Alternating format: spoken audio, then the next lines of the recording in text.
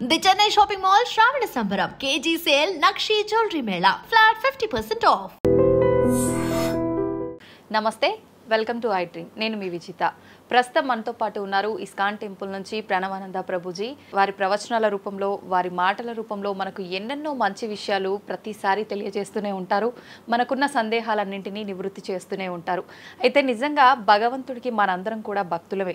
నిజమైన భక్తుడు అంటే ఎవరు, ఎలాంటి లక్షణాలు కలిగి ఉంటారు, మనం ఆధ్యాత్మిక మార్గంలో నడవాలంటే అసలు మన ప్రయాణం ఏ విధంగా మొదలవ్వాలి, ఇలాంటి విషయాల గురించి ఈరోజు మాట్లాడబోతున్నాం. ఇప్పుడు ప్రభుజీతో మాట్లాడి మరిన్ని విషయాలని నివృత్తి చేసుకుందాం. నమస్కారం ప్రభుజీ. నమస్కారం అండి. హరే కృష్ణ ప్రభుజీ. హరే కృష్ణ ప్రభుజీ. నిజంగా భక్తుడు అంటే ఎవరు ప్రభుజీ? భగవంతుడి పట్ల పరిపూర్ణమైన నమ్మకం ఉన్నవాడు భక్తుడు. సుఖాలు వచ్చినా, దుఃఖాలు వచ్చినా, అవమానాలు వచ్చినా, పొగడతలు వచ్చినా, మన జీవితంలో ఏ సిచ్యువేషన్ వచ్చినా సరే మనం భగవంతుణ్ణి ఆశ్రయించి ఆయన పట్ల నమ్మకం ఉన్నవాడు భక్తుడు. చాలాసార్లు ఏమవుతుందంటే అండి, మనకి మంచి జరుగుతున్నప్పటి వరకు వెరీ గుడ్, మనం చాలా భగవద్భక్తులం అని అంటే, కానీ ఏదన్నా చెడు జరిగిపోయింది ఏమనుకోండి, నాకెందుకు ఇలా జరిగింది, నేను ఇంత మంచివాడిని, ఆయన ఎందుకు అలా చేయలేదు, కాబట్టి ఈయన నాకొద్దు అని అంటారు చాలా మంది. మేము మీరు ఆశ్చర్యపోతారు, అసలు నాకు నా భక్తి జీవితంలో చాలా ఇన్స్పిరేషన్గా అనిపించింది. నేను ఇప్పుడు మనకి తెలుసు పాలస్తీన్ ఇంకా ఇజ్రాయెల్లో వార్ జరుగుతుంది, గాజా అనే ప్రదేశంలో. అయితే ఒక ఆవిడ, అసలు చాలా వీడియోస్ చూశాను ఒకదాని తర్వాత ఒకటి, అక్కడ ఉండే వాళ్ళు మొత్తం ఫ్యామిలీ నష్టం అయిపోయినా, పిల్లలు చనిపోయినా, ఏం చేసినా సరే వాళ్ళు ఇలా అంటున్నారనమాట, ఏ అల్లా నువ్వు మాకు ఇది చేసావు కానీ మేము మాత్రం నీకు స్తోత్రం చేస్తాం. దే ఆర్ వాళ్ళ లాంగ్వేజ్లో వాళ్ళు చెప్తున్నారనమాట, నువ్వు ఏం చేసినా సరే మా మంచికే చేస్తావని నాకు తెలుసు, కాబట్టి ఇంకా ఇంకా మేము మిమ్మల్ని పొగుడుతూనే ఉంటాము. ఆ సిచ్యువేషన్లో కూడా అసలు ఆ నమ్మకం ఎలా ఉంది అని నాకు చాలా ఇన్స్పిరేషన్గా అనిపించింది. అరే ఎంత ట్రూ డివోషన్ వాళ్ళకి ఉన్నది, ఒక నమ్మకం వాళ్ళ దేవుడి పట్ల వాళ్ళకు ఉన్నది. కానీ మనం ఎన్నిసార్లు చాలామంది చూస్తుంటాం. మొన్న నాకు ఎవరో వీడియో పంపించారు, అందులో చెప్తారు, ఒక వెంకటేశ్వర స్వామి ఫోటో ఉంటుందన్నమాట, ఒక ఆవిడ చెప్తారు, ఓయ్ నేను చెప్పింది చేస్తావా లేదా, ఇంకో దేవుడిని తీసుకొచ్చి పెట్టేయాలనా అని అంటుందన్నమాట. అయితే నేను చూసి ఆశ్చర్యపోయాను అనమాట, మనకి ఎందుకు ఇలాంటి ఫేత్, ఇలాంటి నమ్మకం ఎందుకు లేదు? ఎప్పుడైతే మనం ఎంతైతే మనకి ఇన్వెస్ట్మెంట్ చేస్తామో అంతే రిటర్న్ వస్తుంది కదండి. అలానే మన నమ్మకం, మాన అపమానాలు, ఇవి సుఖ దుఃఖాలు, ఇవన్నీ ప్రపంచంలో ఒక భాగం అండి. ఇదంతా జీవితంలో ఒక భాగం. అందుకే మన సనాతన సంస్కృతిలో ఎప్పుడు మంచే ఉంటుంది అని చెప్పారు. అందుకే ఈ ఉగాది పచ్చడి, మన నూతన సంవత్సరం ప్రారంభమైనప్పుడు షడ్రుజోపేతం కదండి, కాబట్టి ప్రతి ఒక్కటి కొద్దిగా అది కావాలి, కొద్దిగా ఇది కావాలి. కానీ మనం ఏం చేస్తామంటే, ఎవరికైతే అచంచల విశ్వాసం ఉంటుందో భగవంతుడి పట్ల, స్వామి నువ్వేం చేసినా నా మంచే చేస్తావు అనేవాడు నిజమైన భక్తుడు.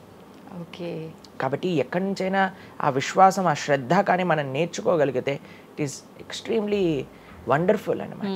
ఆ శ్రద్ధ, స్వామి నువ్వు ఏం చేసినా సరే నేను నిన్నే కొలుస్తా, అటువంటి శ్రద్ధ మన దగ్గర ఉండిందండి, మన దగ్గర ఉండింది. మన పూర్వీకులు, రాజులు, మహారాజులు, అసలు మన సంస్కృతి, సిక్కులు ఎవరైతే మనకి వాళ్ళ జీవితాన్ని త్యాగం చేసేసారు వాళ్ళ ధర్మాన్ని కాపాడుకోవడానికి. మనం చూస్తాం. అసలు ఇప్పుడు ఏంటంటే అండి, నాకు అన్నిటికంటే బాధాకరమైన విషయం ఏంటంటే, ఈ ప్రజెంట్ డే యూత్ ఉన్నారు కదా, వాళ్ళకి మన దేశ సంస్కృతి గురించి తెలియదు, మన దేశ హిస్టరీ గురించి తెలియదు, మన కల్చర్ గురించి తెలియదు, మన ఆధ్యాత్మికత గురించి తెలియదు. తెలుసుకోవాలి అనే ప్రయత్నం కూడా చేయట్లేదు. ఎవరు అసలు దేశాన్ని కాపాడాలనుకుంటుంది? అసలు మన పూర్వీకులు మనకి ఎలాంటి సంపత్తిని ఇచ్చారు? ఏవో టీవీలలో వచ్చే చెత్త చెత్త ప్రోగ్రాములు చూడటము, టైం వేస్ట్ చేసేయటము. ఇప్పుడు మాకు చెప్తున్నారు, ఎవరో బిగ్ బాస్ అనేదో ప్రోగ్రామ్ వస్తుందట. జనాలందరూ అసలు ఏమొస్తుంది చెప్పండి? మన జీవితంలో ఏదైనా మార్పు కలగలిచ్చా? మనకి లేదు. ఎవడో ఒకటి చోట వాడు డబ్బులు సంపాదించుకుంటూ వాడు చేసే చెత్త పనులన్నీ మనం చూస్తూ ఉంటే, మనం వింటూ ఉంటే, దాని తర్వాత చూస్తే పర్వాలేదు, ఆ వ్యక్తుల పట్ల అపరిమితమైన ప్రేమను పెంచుకొని, ఒకళ్ళు నాకు ఈ మధ్య ఎక్స్ప్లెయిన్ చేస్తున్నారనమాట, ఒక్కొక్కళ్ళకి ఆర్మీ అని తయారైపోయి వేరే వాళ్ళని దూషించటం, వేరే వాళ్ళని తిట్టడం. ఈ సమాజం ఇలా ఉంటే నీకు ఒక బిగ్ బాస్ అనే ఒక టైం వేస్టర్ని కావాలి, అది అయిపోగానే ఐపీఎల్ అనే ఒక టైం వేస్టర్, దాని తర్వాత నెట్ఫ్లిక్స్, అమెజాన్ ప్రైమ్, ఇవన్నీ ఎప్పుడు ఉన్నాయి. మనకి నిజంగా మేము కొన్నిసార్లు యూత్ని కలిసినప్పుడు అడుగుతామండి, అరే మన దేశ రాజకీయాల గురించి తెలుసా అని అంటే, తెలుసండి. ఎవరి దగ్గర నుంచి తెలుసుకున్నావు అని అంటే ఒక యూట్యూబర్ పేరు చెప్తాడు. ఆ యూట్యూబర్ ఏమో ఎక్కడో వేరే దేశంలో కూర్చొని మన సంస్కృతిని మన రాజకీయాల్ని ఎలా ఒక వేరే దిశగా నడిపించాలో నడిపిస్తుంటారు. వాడివన్నీ వింటూ వీళ్ళు ప్రభావితం అయిపోతారు అన్నమాట. కానీ ఏంటి అసలు మన సంస్కృతి అంటే ఏంటి, మన ధర్మం అంటే ఏంటి, అసలు కొద్దిసం భగవంతుడు చాలా దూరం అనుకోండి, కనీసంలో కనీసం మన భారతీయత అంటే ఏంటో కూడా తెలియదండి అసలు ఇలాంటి పిల్లలకి. ఈ మధ్యలో పిల్లల్ని మర్చిపోకండి. పేరెంట్స్ ఎంతమంది దృష్టి చూపిస్తున్నారు చెప్పండి? చాలా తక్కువ మంది ప్రభుజీ. ఎప్పుడు చూడు ఏ సినిమాకి వెళ్దామా, ఏ సీరియల్ చూద్దామా, ఏ రియాలిటీ షో చూద్దామా, ఏ మూవీ సిరీస్ వెబ్ సిరీస్ కొత్తగా రిలీజ్ అయిందా, ఏ ఇన్స్టాగ్రామ్లో వీడియోస్ చూద్దామా, ఇలానే ఉండిపోతే మన దేశం ఎటు వెళ్తుంది, మన రాజ్యం ఎటు వెళ్తుంది, మన సంస్కృతి ఎటు వెళ్తుంది ఒకసారి చెప్పండి. కాబట్టి భక్తి అనేది ఒక ప్రస్తుత సమాజంలో అర్థం చేసుకోవటము అనేది ఎప్పుడైతే ప్రతి ఒక్కళ్ళు తమ దగ్గర ఉండే సమయాన్ని వెచ్చిస్తారో, ఎప్పుడైతే నేను తెలుసుకోవాలి అనే ఒక ఇచ్చ మనసులో ఉంటుందో అప్పుడు మాత్రమే పడే ఒక అద్భుతమైన జ్ఞానం అండి అది. తత్విద్ధి ప్రణిపాతేన పరిప్రశ్నేన సేవయా అని కృష్ణుడు భగవద్గీతలో చెప్పారు. ఆధ్యాత్మిక జ్ఞానం అంటే ఎలానో అలా తెలుసుకోలేమండి, దానికి సమయాన్ని వెచ్చించాలి, దానికి ఇంట్రెస్ట్ మన లోపల కలిగి సమయాన్ని తీసుకోవాలి. అరే మనకి బిగ్ బాస్ చూడటంలో ఉన్నంత ఇంట్రెస్ట్ టైం, ఐపీఎల్ మ్యాచ్లలో చూడడానికి ఇంట్రెస్ట్ టైం, వెబ్ సిరీస్లు చూడడానికి ఉన్న ఇంట్రెస్ట్ టైం, ఒక గీతా భాగవతం వినడానికి మనం టైం పెడుతున్నామా? లేదు, అసలు అట్లాంటి ఆలోచనే రావట్లేదు కదా. మరి భక్తి అంటే ఏంటి, భగవంతుడు అంటే ఏంటి, భగవంతుడు మనకి ఏం చేస్తున్నాడు, ఇవన్నిటికీ సమయం వెచ్చించాలి కదండి. కాబట్టి అందుకే మనం ఎప్పుడు చెప్పేది, ఒక భక్తుడు అనేవాడు అన్నిటికంటే అదృష్టవంతుడు. ఎవరికైతే భగవంతుడి యొక్క కృప అనుభవంలోకి వస్తుందో, అటువంటి అనుభవం కానీ మనం పొందాలి అని అనుకుంటే మనం సమయాన్ని కేటాయించాలి. ఇది చాలా ముఖ్యమైన విషయం. అయితే మనం ఆధ్యాత్మిక ప్రయాణం మొదలు పెట్టాలి అంటే ముందుగా చేయాల్సిన పని, మొట్టమొదటి అడుగు ఆధ్యాత్మిక ప్రయాణం ముందు పెట్టాలి అని అంటే ఇన్స్టాగ్రామ్, వాట్సాప్ని తగ్గించాలి. ఓకే. ఇంతకు ముందు ఏకాదశి, ఇప్పుడు రేపు ఏకాదశి ఉపవాసం అంటే నిర్జల ఉపవాసం అని లేదా ఫలాహార ఉపవాసం అని అలా చెప్తారు. కొన్ని సంవత్సరాలు అయిపోయాక ఉపవాసం అని అంటే కనీసం ఈ రోజైనా ఫోన్ చూడొద్దు అని చెప్పే రోజులు కూడా వస్తాయేమో అనిపిస్తుంది. ఎందుకంటే ప్రతిసారి కూడా అడిక్టెడ్ జనాలందరూ కూడా వాట్సాప్ వీడియోలు, స్టేటస్లు, ఇన్స్టాగ్రామ్, యూట్యూబ్, టీవీ వీటితో అడిక్ట్ అయిపోయి ఎంత సమయాన్ని వెచ్చిస్తున్నారు. అసలు మీరు అన్నట్టుగా జపం చేయడానికి అడుగురా అంటే జపం చేయడానికి సమయం లేదంటారు, వాట్సాప్ స్టేటస్ మాత్రం చూడడానికి సమయం ఉంటుంది. ఎంత విచిత్రం చెప్పండి. కాబట్టి మనము చాలా జాగ్రత్తగా మొట్టమొదటి అడుగు ఏంటి అని అంటే మనం చెయ్యకూడని విషయాలు పక్కన పెట్టడం. ఏంటి? అక్కర్లేని విషయాలు వినటం, అక్కర్లేని విషయాలు మాట్లాడటం, అక్కర్లేని విషయాల గురించి ఆలోచనలు చేయటం. వీటన్నిటిని పక్కన పెట్టి 4 నియమాలు చెప్పారండి మన శాస్త్రంలో భక్తిలో ముందుకెళ్ళడానికి, ధర్మ మార్గంలో ముందుకెళ్ళడానికి. మద్యం పానం శ్రియాసూన యథా అధర్మశ్చ చతుర్విధం అని భాగవతం చెప్తుంది. 4 రకములైన తప్పుడు అలవాట్లను మనం నిషేధన చెయ్యాలట. ఏంటి ఆ 4? మద్యము అని అంటే మద్యాన్ని సేవించటం, ఎనీ టైప్ ఆఫ్ ఇంటాక్సికేషన్ అని అనుకోండి, సిగరెట్లు కానీ, మందు కానీ, గుట్కా, మానిక్ చంద్, పాన్, ఇంకేమంటారు టొబాకో, ఇవన్నీ డ్రగ్స్, ఇవన్నీ అసలు చెప్తూ ఉంటే మిగతా ఎనీ కైండ్ ఆఫ్ ఇంటాక్సికేషన్ దీన్ని పక్కన పెట్టాలి. మనం భక్తి మార్గంలో ముందుకెళ్ళాలి అని అంటే చెప్తున్నాను. 2 మద్యం పానం శ్రియ అసూన. జూదము ఇంతకుముందు జూదం ఆడుతూ ఉండేవారు, మనకు తెలుసు పాచికలాట అని అనేవారు. మహాభారతంలో యుధిష్ఠిర మహారాజు గారు ఆడినప్పుడు ఏమైంది వాళ్ళ జీవితంలో మనందరికీ తెలుసు. ఎన్ని కష్టాలు పడాల్సి వచ్చింది, ఆస్తంతా వెళ్ళిపోవాల్సి వచ్చింది, అరణ్యానికి పాలవ్వాల్సి వచ్చింది. చాలా మంది అడుగుతారు ఎందుకు మహాభారతం యుధిష్ఠిరుడు ఆడాడు. ఆయన ఆడి చూపించారు, అయ్యా ఆడితే ఈ పని అవుతుంది. ఎగ్జాంపుల్ సెట్ చేయడానికి ఆయన చేశారు. సరే ఆయన చేసింది తప్ప కదా, ఆయన ఏం అనుభవించారో తెలుసు కదండి, మనం ఎందుకు చెయ్యాలి ఆ పని? ఇప్పుడు జూదం యొక్క విపరీతమైన కాన్సిక్వెన్సెస్ తెలుసా అండి. ఇప్పుడు బెట్టింగ్ గేమ్లని, ఐపీఎల్ మ్యాచెస్ కి బెట్టింగ్స్ అని, లేదా ఏది వస్తే దానిపైన బెట్టింగ్లు పెట్టడం, అవి ఇవి ఎన్ని అప్లికేషన్స్ తయారైపోయి ఎన్ని ఒక యువతని ఒక తప్పుడు మార్గంలో పెట్టడానికి అసలు మాకు అప్పుడప్పుడు మేము యూట్యూబ్ చూస్తాం కదండి ప్రవచనాలు వినడానికి, మా గురువు గారి ప్రవచనాలు వినడానికి మేము చూస్తుంటాం అనమాట. అప్పుడు వస్తుంది రమ్మీ సర్కిల్ అని యాడ్ వస్తుంది అనమాట. ఇప్పుడు పేరు చెప్తున్నారు ఎందుకు ప్రభుజీ అని మీరు అనుకోవచ్చు. ఎందుకంటే పెద్ద పెద్ద సినిమా యాక్టర్స్ వాళ్ళు ప్రమోట్ చేసేది రమ్మీ సర్కిల్ అని, మాణిక్ చంద్ కంపెనీస్ని, గుట్కాలని, తర్వాత ఏవైతే అన్హెల్దీ ప్రోడక్ట్స్ కోక్ ఇలాంటివి ఏవైతే సాఫ్ట్ డ్రింక్స్ కూల్ డ్రింక్స్ ఉంటాయో వాటిని మీరు ఒక్కసారి ఆలోచన చేయండి. వాళ్ళు నిజమైన శ్రేయోభిలాషలా మనకి ఒక్కసారి ఆలోచన చేస్తే మనకు అర్థమవుతుందండి.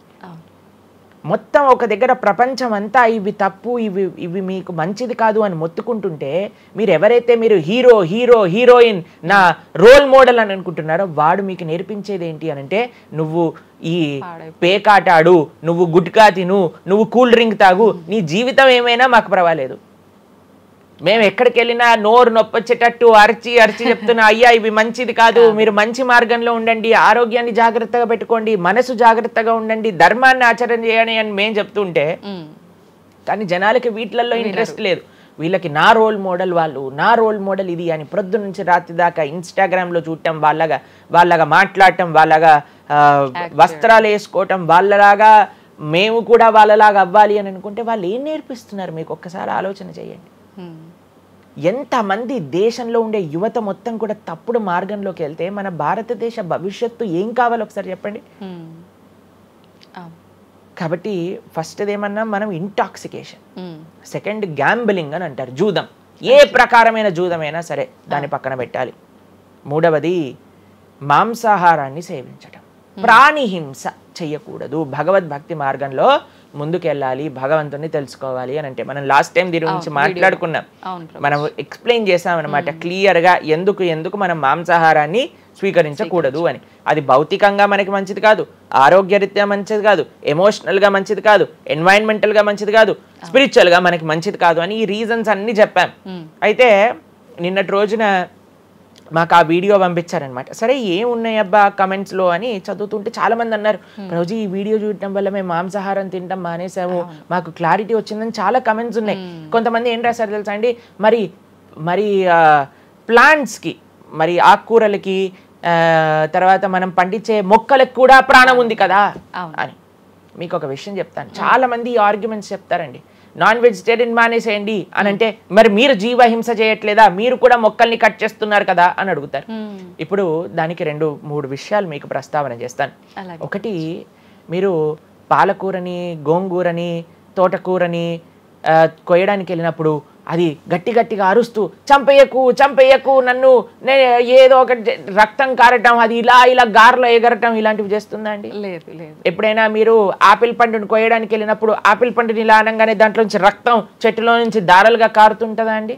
అదేమైనా గట్టిగా అరుస్తుందా అని కొంతమంది అంటారు, అది అరుస్తుంది మనకి వినిపించదు. మనకి ఒకసారి అర్థం చేసుకోవాలి, ఒక ప్రాణికి ఒక వెల్ డెవలప్డ్ కాన్షియస్నెస్ ఉన్న వ్యక్తికి లేదా ఒక పర్సనాలిటీకి లేదా ఒక ప్రాణికి లేదా ఒక ప్లాంట్కి ఏంటి వ్యత్యాసము అనేది మనం తెలుసుకోవాలి. దాంతోపాటు ఇంకొక విషయం చెప్తాను, మరి ప్లాంట్స్ని తినచ్చు యానిమల్స్ని తినకూడదు అని ఏంటి ప్రమాణము అనంటే భగవంతుడు మనకి ఈ విషయాన్ని ప్రస్తావన చేశారు, స్వామి మనకి ఈ విషయాన్ని ఉపదేశం చేశారు. అయ్యా నువ్వు కేవలం శాకాహారాన్ని మాత్రమే తినవచ్చును, సాత్విక ఆహారాన్ని మాత్రమే తినవచ్చును. ఎక్కడ చెప్పాడు భగవంతుడు? పత్రం పుష్పం ఫలం తోయం యోమే భక్తా ప్రయశ్చతి. పత్రం పుష్పం ఫలం తోయం, నువ్వు ఫలములను, తర్వాత ఆకులను, నీటిని, పాలను, వీటితో సంబంధించినవి ఏవైనా సరే తయారు చేయొచ్చు, భగవంతుడికి నివేదన చేయొచ్చు, స్వీకరించవచ్చు. కాబట్టి మన శాస్త్రములు దేన్నైతే యాక్సెప్ట్ చేశాయి, ఇప్పుడు చెప్పాయనుకోండి, సరే ఈ ప్లాంట్స్లలో కూడా ప్రాణం ఉందయ్యా, ప్లాంట్స్ కూడా తినకు అని అంటే ఏం చేస్తామండి? గాలిని పీల్చుకుంటామా? సన్లైట్ తో బతుకుతామా మనం ఏమన్నా ప్లాంట్స్ బతికినట్టుగా? ఏదో ఒకటి కావాలి కదా ఆహారం. కాబట్టి అన్నిటికంటే లీస్ట్ హింస, అహింస అంటే అన్నిటికంటే లీస్ట్ హింస ఎక్కడ ఉంటుందో అది.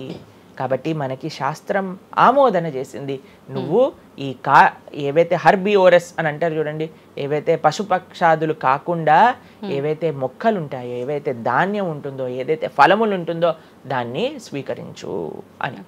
తర్వాత రెండో ఆర్గ్యుమెంట్ ఏం చేస్తారు తెలుసా అండి, నాన్ వెజిటేరియన్ అనగానే మనం కానీ తినకపోతే వాటి పాపులేషన్ మొత్తం పెరిగిపోయి పెరిగిపోయి పెరిగిపోయి పెరిగిపోయి మనల్ని చంపేస్తుంది.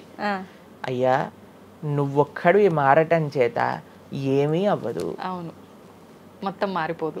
ప్రపంచం ఎలా వెళ్తుందో కొంతమంది మూర్ఖులు ఉంటారు, ఎంత చెప్పినా మారని వాళ్ళు వాళ్ళ పని చేసుకొని ఇవ్వండి అంతే. భగవంతుడు బ్యాలెన్స్ ని తయారు చేశారండి, ఆ భగవంతుడు ఆ బ్యాలెన్స్ ని క్రియేట్ చేస్తారు. నువ్వు ఆ ధర్మాన్ని ఆచరించకుండా ఉండు.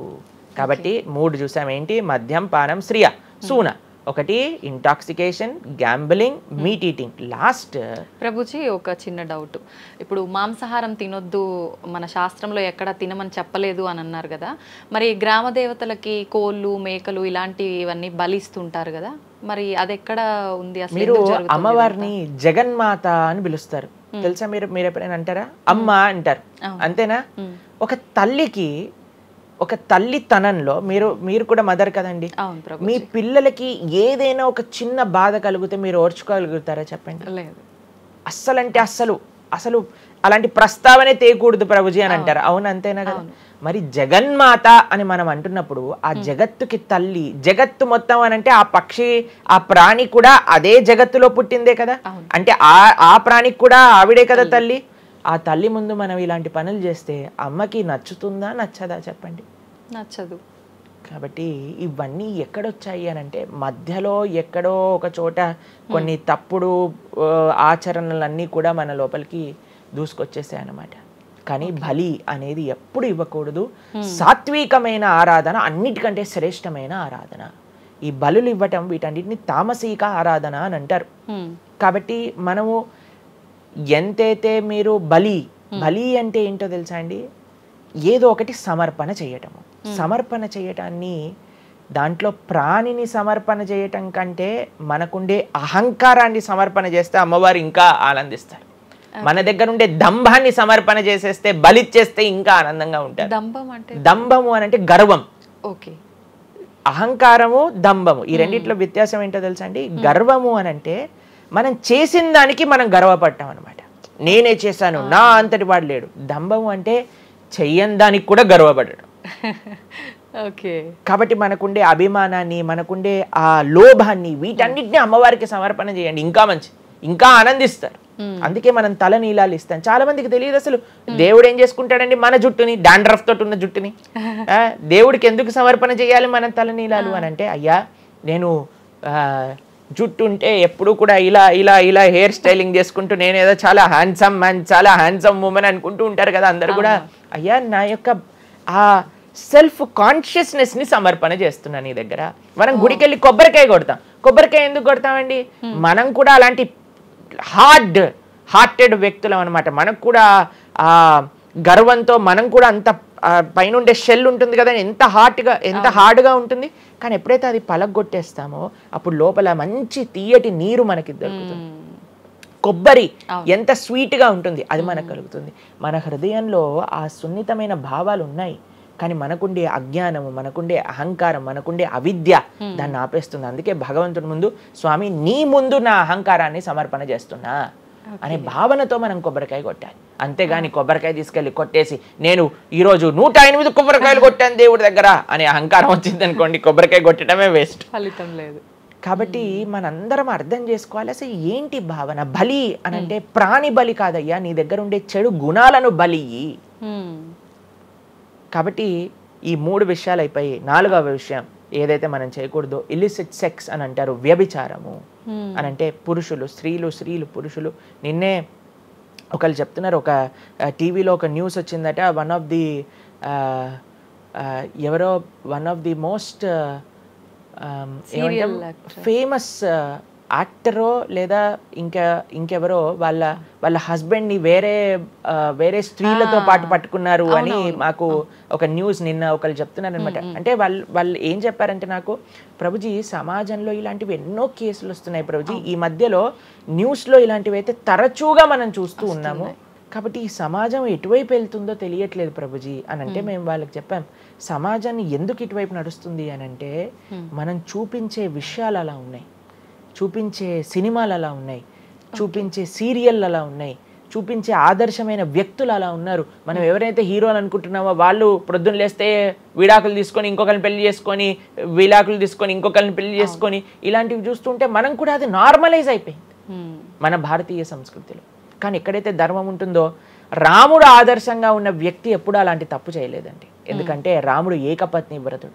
ఎంత కమిట్మెంట్ ఉండాలి భార్య పట్ల, భర్తకు కూడా అలానే అండి. ఇప్పుడు ఒకళ్ళు తప్పు అంటే, ఇప్పుడు చాలా మంది అనుకుంటారు ఇది ఎత్తి పురుషులకే వర్తించింది అని. పురుషులకు ఎంతైతే వర్తిస్తుందో అంతే స్త్రీలకు కూడా వర్తిస్తుంది, స్త్రీలకు ఎంతైతే వర్తిస్తుందో అంతే పురుషులకు కూడా వర్తిస్తుంది. కాబట్టి ఈ 4 చాలా జాగ్రత్తగా ఉండాలి. పరస్త్రీ సంఘము, పరపురుష సంఘం, వీటి నుంచి చాలా జాగ్రత్తగా ఉండాలి.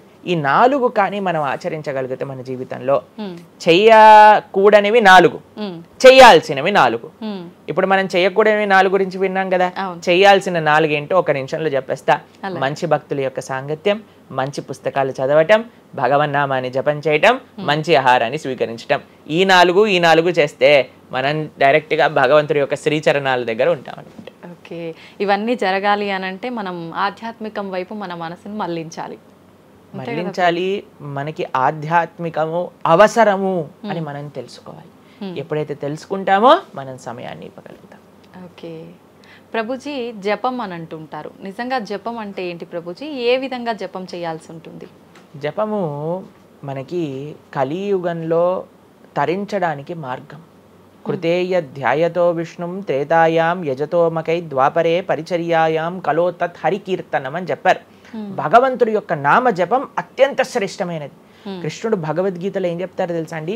అన్నిటికంటే గొప్ప యజ్ఞం, యజ్ఞములలో నేను ఒక యజ్ఞాన్ని అని చెప్తారు. ఏ యజ్ఞం తెలుసా? యజ్ఞానాం జప యజ్ఞోస్మి అని భగవంతుడు చెప్తారు.